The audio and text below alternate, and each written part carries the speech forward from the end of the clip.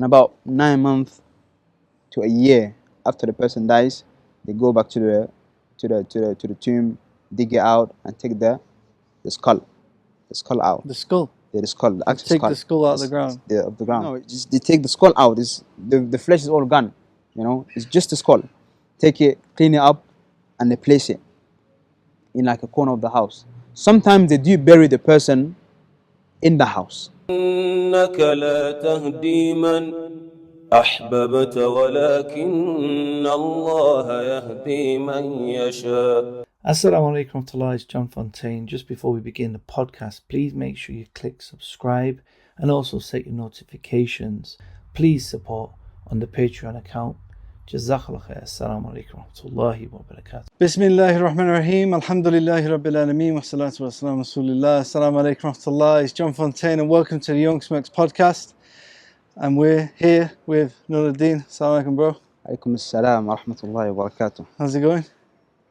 Alhamdulillah, it's good. It's good. So just before we begin, I just want to encourage everyone to go and subscribe to the channel, the YouTube channel.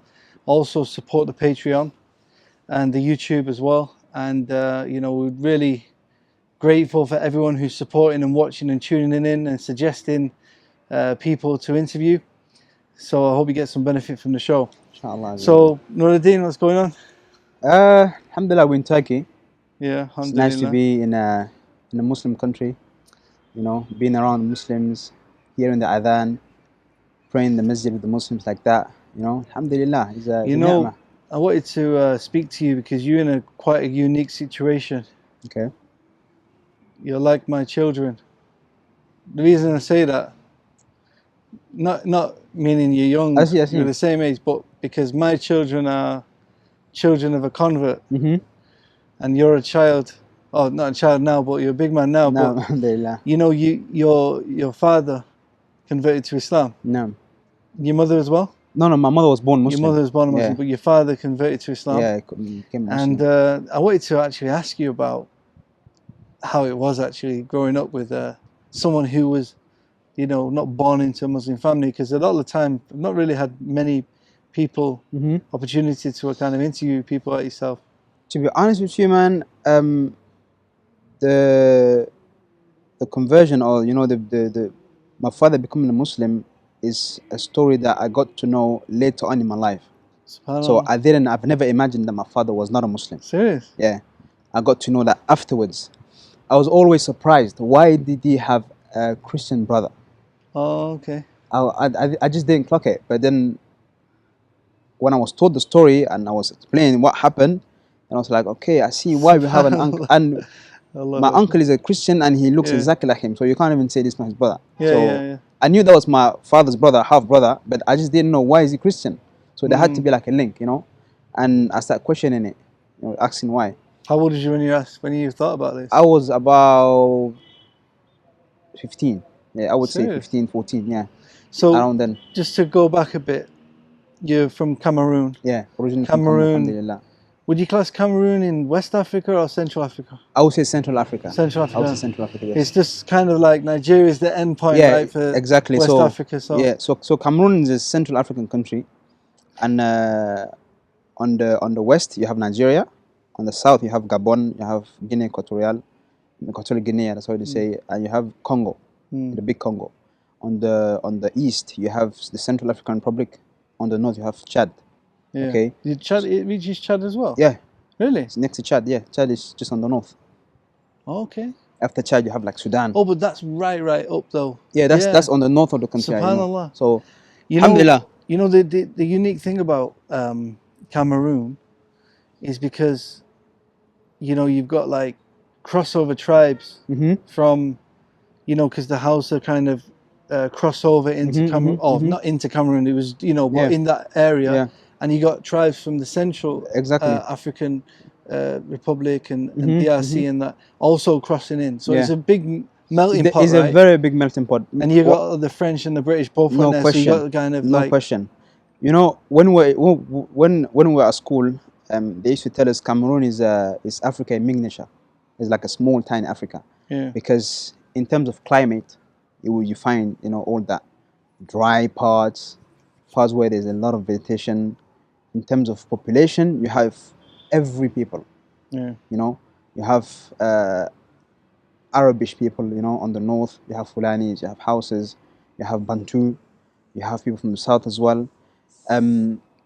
You have يعني there's the loads of nationalities that live there, make business, make money, and Yeah. you know it's nice to interact with Yeah, different people. You know, I travel a lot Africa, Yeah. but You never been to Cameroon, though. You need never to been come. to Cameroon. And I've got a lot of Cameroonian friends from before Islam, but they were Christian. Mm-hmm. They were not Muslim. I never really thought about Cameroon as like a Muslim country. Yeah. But you have like, I think, quarter of the population, right, is Muslim.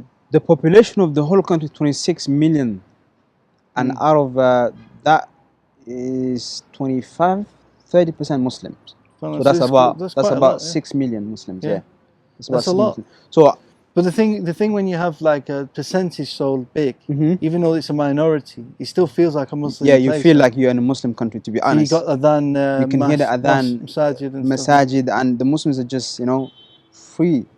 Alhamdulillah. So how is the situation with like, some countries, there's a lot of conflict with the Christians and Muslims.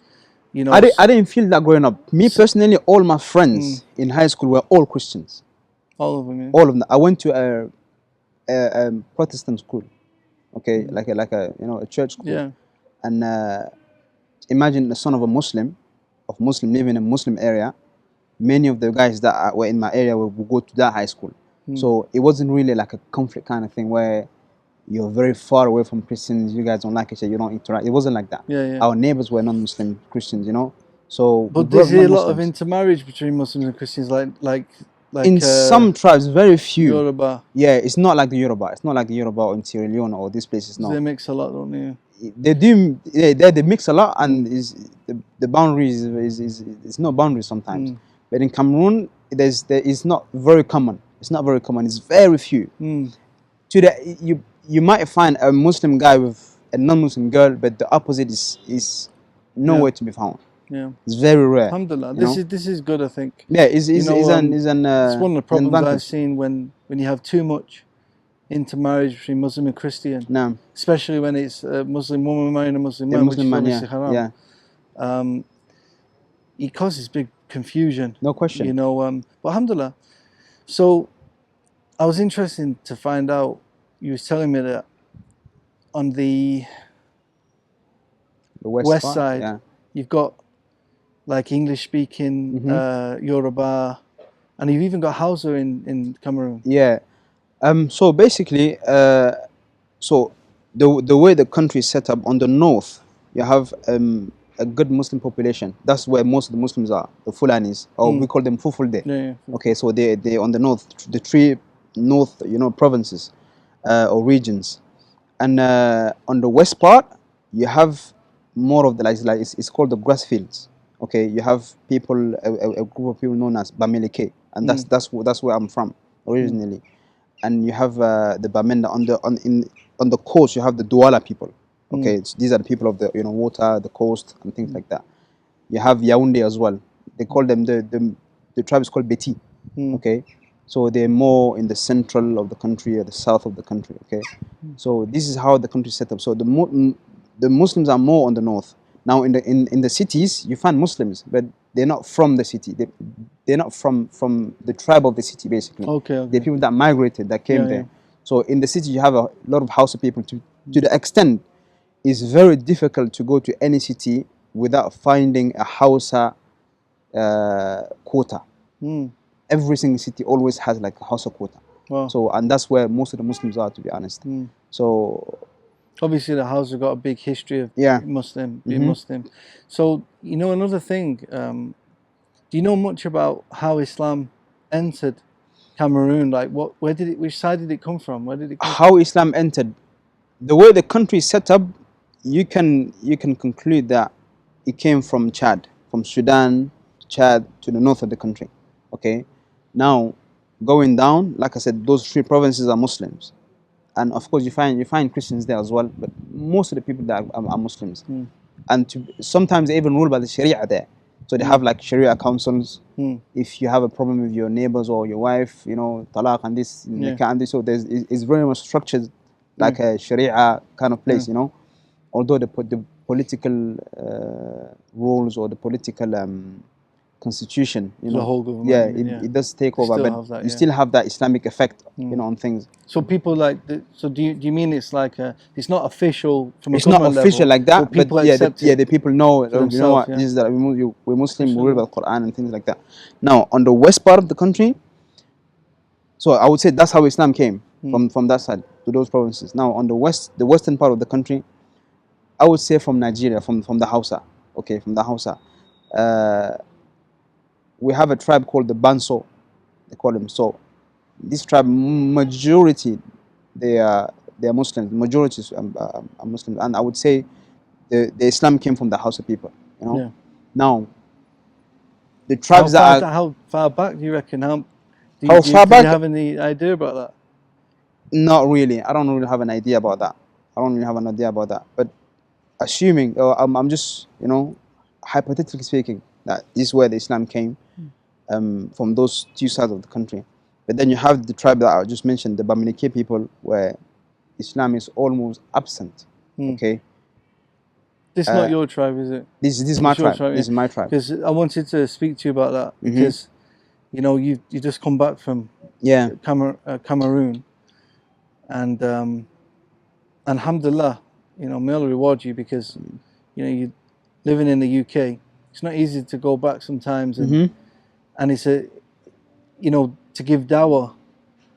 How was it like going back to Cameroon and now trying to give dawah to your own tribe, especially, you know, your tribe, because they're not Muslim. Yeah. What's interesting, are they Christian? They are Christian in religion, Christian. but at the same time they do ancestral practices. Yeah. We're going to come to that, inshallah. Yeah. Because this is the thing, like in most of West Africa, they either identify as Muslim or Christian. Yeah. But then you've got basically sihr, witchcraft and ancestor religion all mixed in, you know, and we find that in many Muslim countries throughout the world. Yeah. You know, even some of the Arab countries, you know, you these kind of old traditions from before Islam creep in. Yeah. Superstitions and I've, as you know, I've witnessed a lot of this kind of stuff in Africa. Some countries more than others, but you know, from the things I've heard, from what you told me about Cameroon, you know, it sounds like a different level. So, I mean, what are some of the things you've experienced? Well, just going back about the whole going to Cameroon and traveling there, I've made a mission, you know, for myself to go there every single year, because I believe, you know, as Muslims, finding, you know, through Islam, the Sunnah, you need to bring it back to your people, you know, and Allah Azza wa Jalla is going to ask you about it. What did you do for your own people, you know? Yeah. I'm not saying it as a nationalistic, you know, person. No, I'm saying, look, you need to give that out to your own people, because at the end of the day, no one else is you're responsible for them. If you don't do it, who's going to do it? Yeah. You know, you can't lay down in the UK or in the West, in France or wherever you are in the world, and leaving your own people when you found the deen, you know. So I made it my job to go there every single year. Every single year, look at how the people are living, what is needed in terms of da'wah, in terms of teaching, in terms of you know, basically helping out, you know, in the propagation of Islam, the correct Islam. Most of the Muslims in Cameroon are Tijani Sufis. Yeah. Not crazy, very bad Sufis, but they're like Tijani. They have like a Tijani effect on them. Not like Nigeria. So I go there every single year, and I try to meet Tulab al-Ilm, students of knowledge, people that came from Medina, from Sudan, from Chad, from other parts of the world that went to study. I record their lessons and I post it on our channel, our YouTube channel, and just for the people to have more awareness about their deen. What language are they teaching? Some of the videos you've filmed? I try to make it in different languages. Yeah. Mainly French and English. But right now I was getting into a mode of, look, people in the villages, in further parts, you know, deeper in villages, they don't know French, they don't know English, they know their local languages. So I try to find out who is knowledgeable that can actually speak the language and can give da'wah like that. So I found a couple of people, and from the people that I found was a man, Dr. Muhammad Hassan, and he's from my tribe. SubhanAllah. Before going to Cameroon, I actually researched about him a little bit. I got to know some of the classes that he's giving. So I went there and then I met him. And when we were talking, I found out his village is not far from my village. Okay, in that tribe, because that Bamileke tribe is made up from different villages, and the villages have chiefs. So my village is very close to his, and was speaking to him, and he was telling me how he accepted Islam, how he became Muslim. So this man used to do business. He used to sell statues. Those type of statues you find in museums, those old Africans, the tribal things. Okay, he used to sell them in France, in the UK, also Belgium, and these countries. And he had money. He was living a good life. And then he found Islam, and the way he found Islam is a totally different story, and it's related to those ancestral, worship practices that they do. So he became a Muslim, and the first thing he did was to go and study. He became Muslim around 35, 40 years old. And he went, left his wife, because his wife wasn't Muslim back then. He left his wife and his daughter, and he went to Sudan. He started learning. 1 year later, his wife accepted Islam. So he came back, took her, and went back to Sudan. So he went there, and he went through, the system, got a certificate in Arabic language, and he went to university. He did his master's, and then he did his doctorate in Usul al-Fiqh. And his wife I think she's doing a master's now, or she did a master in Aqidah or Sharia or something like that. And his daughter, his first daughter, she's doing a master, so she's writing her risala, her thesis right now. So speaking to him was, subhanallah, I'm like, you were already old. You're 40 years old, and you went there for 10 years. Man, most of his classmates would be like his children's age, So he put the effort in, and now he's back to Cameroon. He's back in Cameroon, and he's trying to give da'wah. And we basically have the same ideas, man. Mashallah. And wallah, it was amazing. Speaking to him, I was like, wow. He really wants to call people. He really wants to call our tribe to Islam. Sure. That's his main goal. His main goal. It's not even about, giving da'wah to the Muslim as such. But it's like, look, I went to find Islam. I went to learn Islam because I know my people. My people want you to know what you're talking about. If you come and you're shaky and you can't convince them, they're not. But so that's why he went to learn. So speaking to him, and he was telling me about the type of practices they do and what he used to do himself. And that goes to the second question you were asking. One of the practices they do is they worship their ancestors.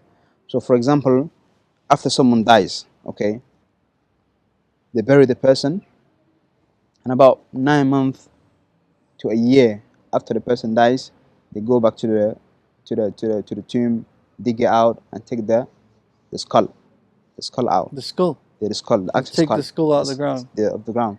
But when there's no meat, right? Yeah, it's no meat. It's not. It's nothing to do. No, it's just they take the skull out. The flesh is all gone. It's just the skull. Take it, clean it up, and they place it in like a corner of the house. Sometimes they do bury the person in the house. Sometimes they bury the person in the house. If they don't bury the person in the house, they bury the person in front of the house. So depending on what level of you were in the society. So they bury you in the house, sometimes outside the house, sometimes in the cemetery, but then dig you out. When they dig you out, they put you like in a room where the other ancestors are. So sometimes they have rooms where they have skulls of grandfathers, great-grandfathers, grandmothers, great-grandmothers, and so on and so forth. They put it there. And they feed it things like salt or jojoba or palm oil, wet palm oil, and to keep that kind of connection between them and the ancestors. Obviously, they're basically dealing with jinn, right? To be honest, no, doing sihr and it's not. or is it just literally? Nah, it has nothing to do with sihr. But what I'm saying is, if they're feeding the skull, Mm-hmm. you know, Is like, it, is for it them for jinns taking his food or what? You know. no, when I say feeding, they would do like they would take like red palm oil, put some salt inside, Like and rub it jojoba, on for it or example, mix it up, and just just paint the skull with that oil.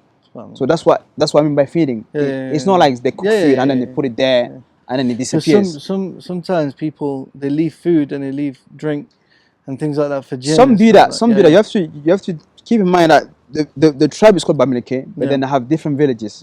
So some practices They have might differ different things, from the few different things. What I'm So mentioning what right do they now believe? is They believe this protects them, or what is it? they usually do it to do istighatha Mm. or isti'ana. This asking for the ancestor to protect them.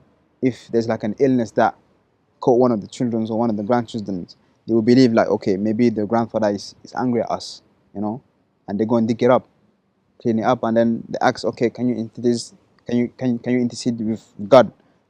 They believe there's a superior being, but they just do, what Quraysh used to do. ما نعبدهم إلا ليقربونا إلى الله زلفى. We only worship them for, so they can bring us closer to Allah. So we ask them and they ask Allah, they're closer to Allah. So it has nothing to do with sihr. It's not about sihr. It's about, for them in their head, is respecting the ancestors, making sure the ancestors are happy with them, making sure the ancestors feel like they were not forgotten. Yeah, that's it's not some sihr. Yeah, thing. very different. This is something that I've not actually found this before in Africa, personally. Yeah. Not on its own, without sihr. No, it's not sihr. Yeah. Usually it's all intermingled. And, and so it's quite an interesting thing. But you're saying the other tribes don't do that. It's just this tribe. This specific tribe, that's what they do. This specific tribe, many of them do it. The other tribe, where the Fulanis, the Fuful, they're Muslims, so they wouldn't really go into that kind of things. Yeah, the but I mean, you'd be surprised. Really go. I mean, there's a lot of Muslims do all sorts of if stuff, if they were to do that, that would be totally sihr. But these people are doing it for respecting the ancestors. And by the I'm not condoning it, but I'm just telling you. Your dad's from that tribe. My dad is from that tribe. Okay, so back to the beginning. Of this thing. Like, how did he accept Islam? And because you're saying you didn't even know he was a convert until he was 15 later years in my old. life. Yeah. How did he find it? The way he found Islam was, my father is a businessman. He does business. So when he was a teenager, or maybe in his 20s, he went to the capital city, Douala, and that's where he met few friends. Friends he would like buy and sell from. His co-workers, basically his buddies, and some of them were Muslims. They were Muslim from the Bamun tribe. Now the Bamun tribe is another big tribe, which 95% of them are Muslims. 95% of them are Muslims. Only maybe 5 or 10% are Christians. Now this is the tribe where sometimes you find interreligious marriages. You find a Muslim that got married to a Christian girl, or a Christian girl that got married to a Muslim, and things like that. So that's the tribe you can find these type of things in. But so he found these friends, and they were Muslims, and the usual thing, you start talking, this is Islam, blah, blah, blah. And they said these people are ignorant, they don't even know the religion properly, but he got interested and he became Muslim. And his family not being Muslims, that was very strange to them. I was like, okay, what did you get yourself into? What? So he became Muslim, and he started learning Quran, to recite Quran, and he had his own sheikh, and this family basically adopted him. Okay, they basically adopted him, and they took him as their son, and after becoming Muslim, few years, maybe 3 or 4 years after, he met my mom. My mom was already Muslim from father and mother, and she also from the same tribe or different? No, from the Bamun tribe. Okay, the Bamun. So my mom's father is from the Bamun tribe, but her mother is originally from Kano in Nigeria. Okay. So my great grandfather from my mother's side, from her mom, is Hausa from Kano. Okay, and her father, mom's father, he's from the Bamun tribe. So what was the reaction of your father's tribe, like because they don't know what Islam is, Yeah. and they're doing their ancestor thing. Did they not really care? Like, okay, or was they upset that he wasn't doing that? Like, because different tribes are different, right? And Yeah. different people are different. Some people don't care. Some people are don't like, care. he left Okay, our you're saying religion, don't care. you know. But- So from the reaction, it was because my father didn't know his parents. Yeah. He doesn't know his parents. He never met them. They died before he was born. Okay. So he lived with his grandmother.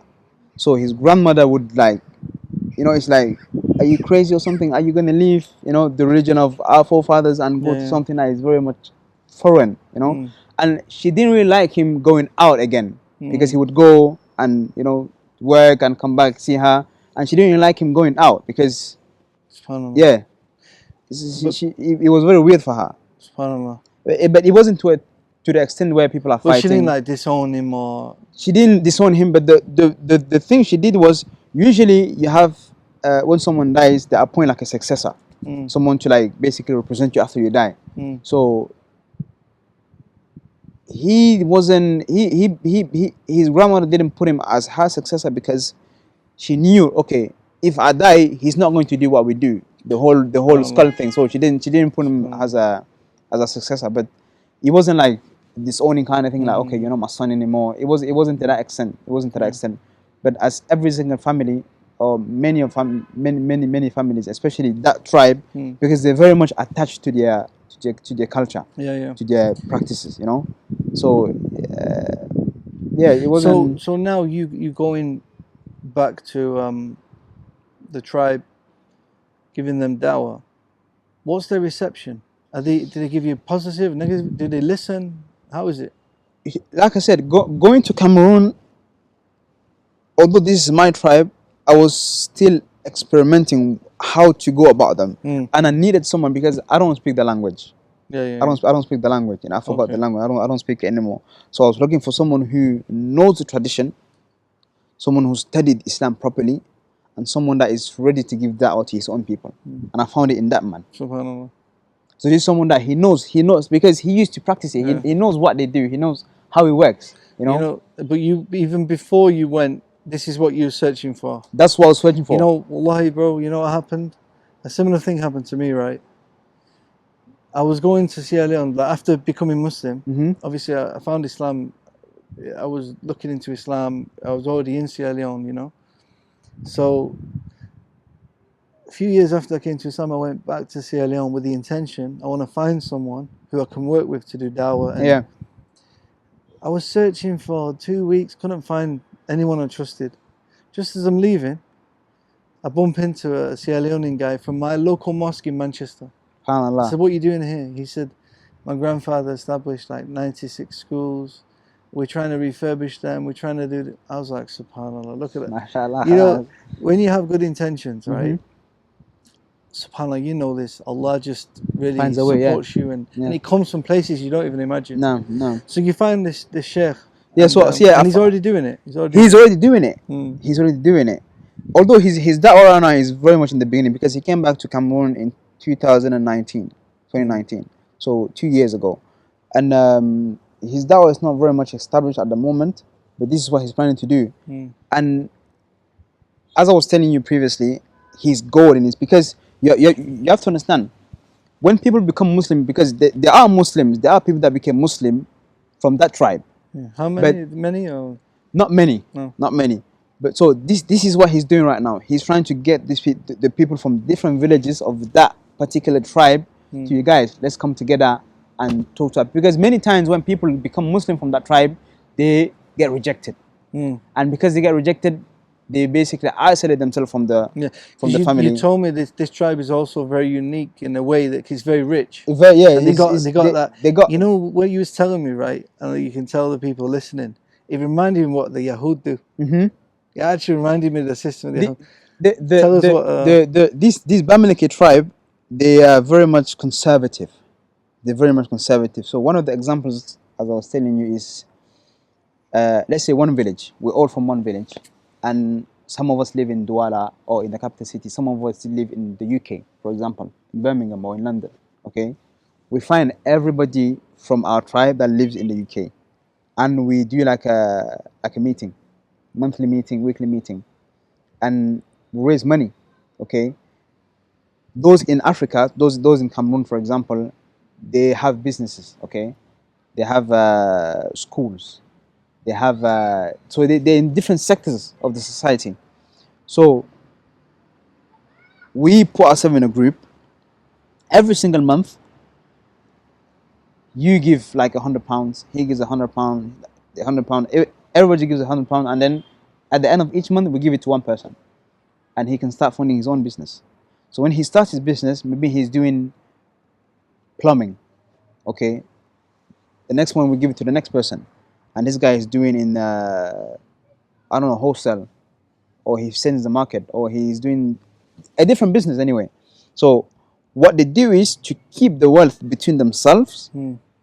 For example, a person, I want to build a house. I don't need to look far.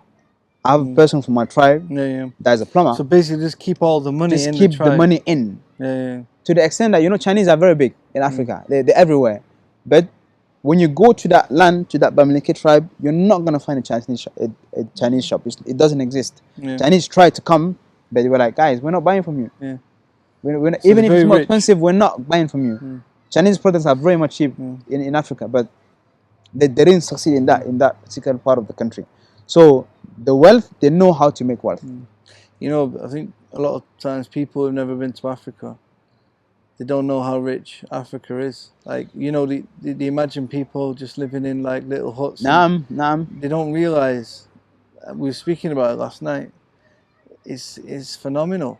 The amount of wealth and wealthy tribes, wealthy people. And subhanAllah, it'd be interesting. You know, I hope Allah, I ask Allah to guide them to Islam. I mean. Honestly, the plan of this sheikh, of this ustad, is amazing. And let's going back to the whole people accepting Islam from that tribe. They accept Islam, but many times they don't stay Muslims. They don't stay Muslim. Why? Because they don't learn. They don't learn. Why? Because they don't have institutions to progress in Islam like that. So what his plan is, and what my plan was as well, is to build schools, madrasas, to actually, because this is how Islam works. It's not just give da'wah and then you leave and you expect the person to start searching. In the UK, you might do that. Someone might has internet. You can find information very but even easily. In the UK, you know? it doesn't work like that. You know, you need proper structured madrasas. No, I mean, someone might say, I found Islam by myself, and then I was researching it, because he has the resources to do that. But this person lives in a village. He lives somewhere where there's not that much Muslims. The Muslims are very much ignorant, and when he just doesn't find anyone to, you know, basically take him through the step by step. So when the man was when I was talking to him, we spoke for about 5 hours, from like after Maghrib to like maybe 2 hours before Fajr, speaking about what his plan, what his vision is in da'wah. And he was putting a lot of emphasis on building schools, Islamic schools. It's important to take rivets in, teach them, and they can go back to their different villages. Definitely. Okay, and that's how Islam grows. Definitely. You know, and it's funny, when I told you my idea, it was very much similar. The same, yeah. You know, and anyone who's really traveled around Africa, and you want to do dawah, you know, there's only one way. You know, you'd have to go back to the traditional way. Even the details of it. You know, we were speaking about the law. The law, yeah. You know, the law is like a piece of wood, where they traditionally would write, and they memorize the Quran through writing. The scholars say the memory's in the elbow. No question. You know, it's like, and I've actually encouraged charities not to send Qurans, the Mus'haf, to Africa. And people are like, what are you talking about? Like, how can that be not a good thing, you know, giving people free Quran? The reason is, you're changing the system. Yeah. You know, for 1,200, 1,300 years, not everyone had a Mus'haf in the hand. You know, printing is a fairly modern thing, right? John, I remember me growing up, we didn't have Mus'hafs. Yeah. We didn't have Mus'haf. I left Cameroon when I was around 16, 17. Okay. And all that time we had those Qaida Nouraniya, you know those small, So learn we how had to it read, maybe 4 years before I left.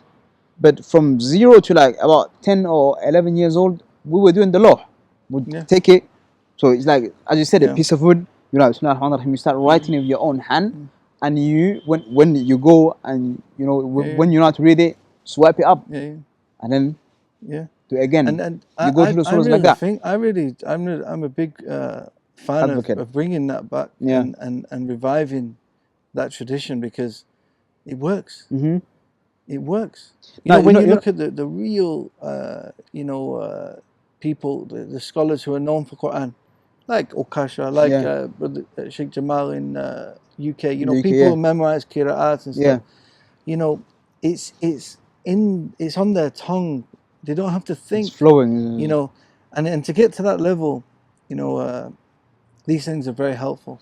And you know, again, just coming back to the madrasa.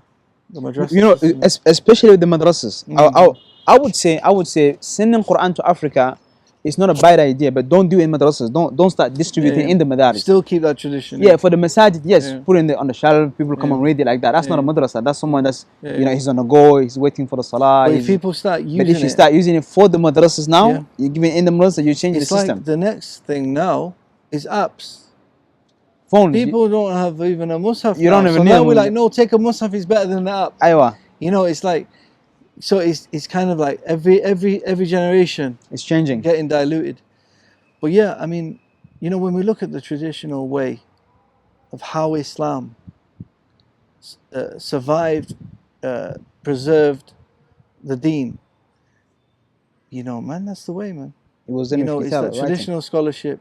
You know, you take ijazah, you learn Quran, you know, law.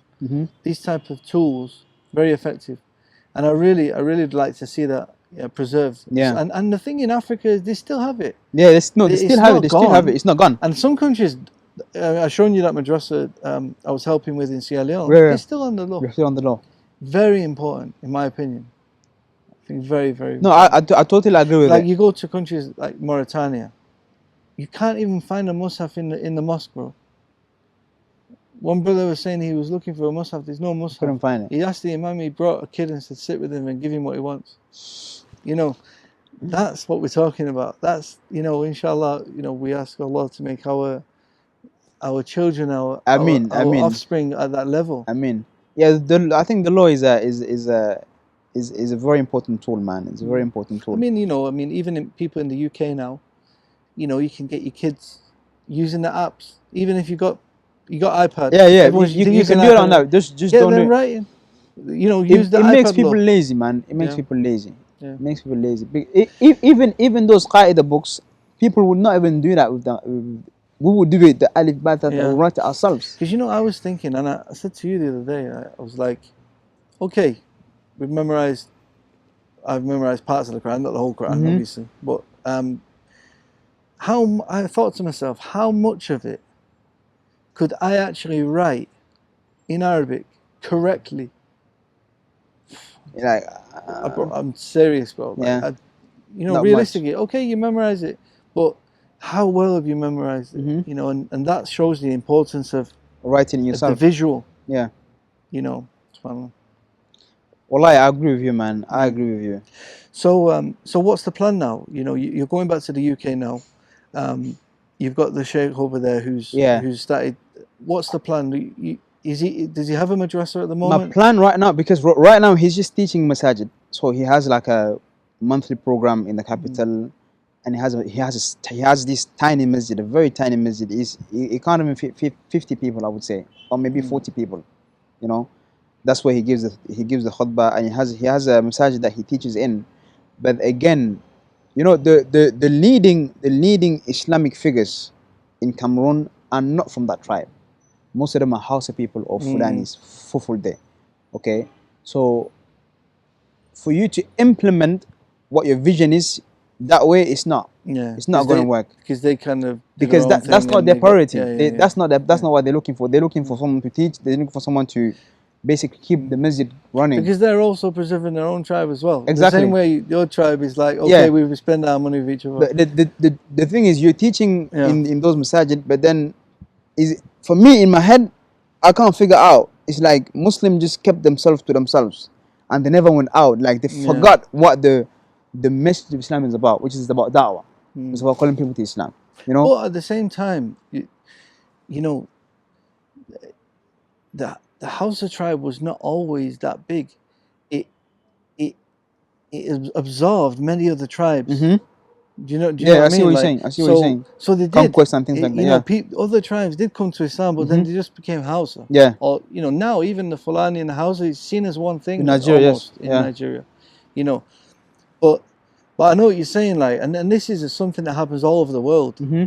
You know, Muslims get complacent with their own, you know, religion. Yeah, and they stop giving dawah to they stop giving dawah to other people. And even worse, they say, okay, we have to get all the Muslims practicing before we give dawah to the... Which doesn't make any sense. Do it parallel. Those Muslims, dawah. Your kids are their friends. Yeah.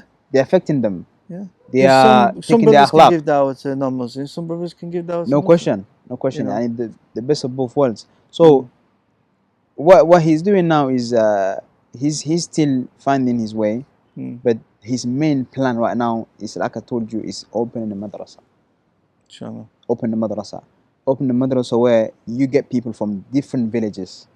You know, even if you have to work with the chiefs, you know, go there, because at the end of the day, you're a son of that tribe. You're a son of that clan. You know, you go there, you present yourself. Look, I'm a son of this village. I've become Muslim, and I have projects. I have my contribution to give to the. It doesn't, because if they understand Islam, they understand what you came with. Ma'alish. Of course, there's going to be difficulties and things like that, but the plan is right now to raise some money, to get funding, to basically push his da'wah. Inshallah. And get the school first. He has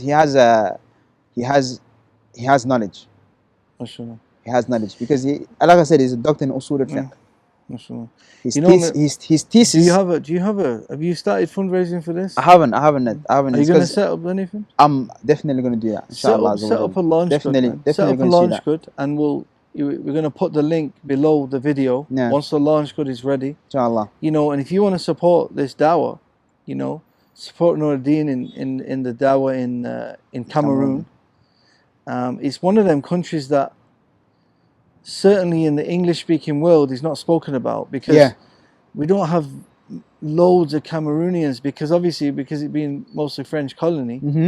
You know, most of the Africans in the UK or in America will be from English-speaking African countries. So, you know, like many people go to Nigeria, Gambia, Ghana, those English-speaking countries. Yes, we would never think of going to Cameroon because we don't speak French. You know, so you know it's important to remember these things. That there's 6 million Muslims in Cameroon. 6 million. 6 million Muslims. That's a lot of Muslims, man. Yeah. You know, and subhanallah, you know, if we can get a madrasa and support this, you know, and you want to support it, click on the link. We'll put the link, inshallah. We'll put the link before the video is released. Yeah. And if you want to support it. Support Nouridine. No. And you know, inshallah, you know, hopefully, I can join you on this. I would love to have you in you know, I'll come and visit you, and we'll come down there. Maybe Bilal can join us as well. Inshallah, yeah. You know, and we, you know, because the interest is there in Africa. You know, as I said, for me, it's where I found Islam, and you know, I feel that I have to support somehow. You know, the way I think many times about it is, look, I would say Africa is the future, and many of the non-Muslims understood it. They invest there, they make money there, there's natural resources and so on and so forth, but Muslims should do the same thing. It's a very much virgin continent at the moment in terms of deen. And I'm talking about sub-Saharan Africa, generally speaking. That's what I'm talking about. So the same way the non-Muslims, they go there for investment, business, and all this making money, I would say the Muslims should look at Africa as well. You know, because there's potential. To be honest, there's potential. Alhamdulillah, there's potential. And especially in Cameroon, that specific tribe I'm telling you about, they have power. They have monetary power, and for me, it's not even about asking for too much. If these people understand Islam, the moment they love it, the moment they accept it, they put the money down. Because when you look at like political campaigns, for example, if they support a party, they give millions. They give billions of francs, you know, to support that. But if they accepted Islam, bro, I went to this place, to this park. It's like a national park. This place is like maybe 3 or 4 hectares. The guy built it, and it's a very beautiful place, man. It's nice. That's just for tourism. That's just for his money. And when I was speaking to that doctor, he was like, imagine our people would put the money in the dawah. Do you think we would need money from outside? We wouldn't need money from outside. Nice to see you again, and may Allah grant you There's success.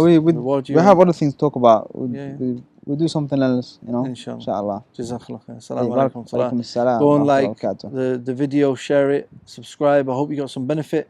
I love this topic. I love anything about dawah, anything about Africa, and share the video. And we're going to put the link. You know, support the campaign. Let's see what happens. Maybe you guys will raise the money for the school, and they can get started with the dawah, inshallah. And also support the channel. The links are in below. Jazakallah khair. Assalamu alaikum wa rahmatullahi wa barakatuh. إنك لا تهدي من أحببت ولكن الله يهدي من يشاء.